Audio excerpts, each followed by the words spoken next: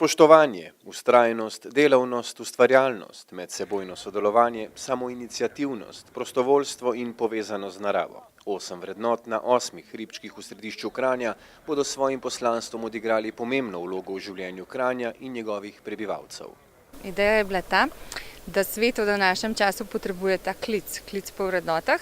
Sicer so izpostavljene teh 8 vrednot, ampak park vrednot je namenjen tudi temu, da pomislimo na vse vrednote, katere vrednote gojimo, kaj dajemo svetu, ne samo kaj prejemamo, pa kaj tudi dajemo in kakšen želimo, da je svet. To naj bi bila nekakšna spodbuda, če prideš sem, se usedeš, zagledaš ti ploščice in se vprašaš, ok, kdaj sem bil pa jaz nazadnje prostovoljec, mogoče bi bilo pa to fajn biti. To je eno tako sporočilo svetu, v bistvu noben drug kraj v Sloveniji gotovo nima parka vrednot, tako da smo prvi, pa upam, da ne edini, da nam bojo še drugi sledili. Hribčki vrednot, ki so jih s prostovoljnim delom, samoiniciativnostjo, medsebojnim sodelovanjem z ljubeznijo in spoštovanjem do narave in ljudi, so postali točka pozitivnega zgleda za ves Kranj.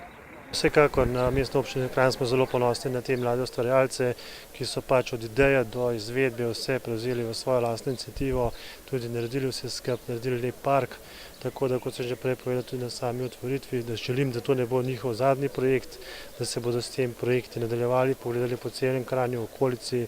V poplavi vsega negativnega se informacije o dobrem hitro izgubijo. Park vrednot je prikupna pridobitev mesta, ob katerem se bo mimoidočim porajalo kar nekaj vprašanj. Kranj je mesto dobrih ljudi.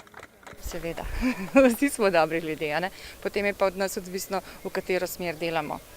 Ali se zavestno razvijaš, ali pa te pač življenje po svoje oblikuje. Pomembna je tvoja odločitev, vsi smo pa v osnovi dobri ljudje. Če želimo, da pozitivne informacije oziroma dogodki dobijo vsaj enakovredno mesto, če že ne prevladujoče v naši družbi, je pomembno, da zabeležimo vsak še tako majhen premik v želeni smeri.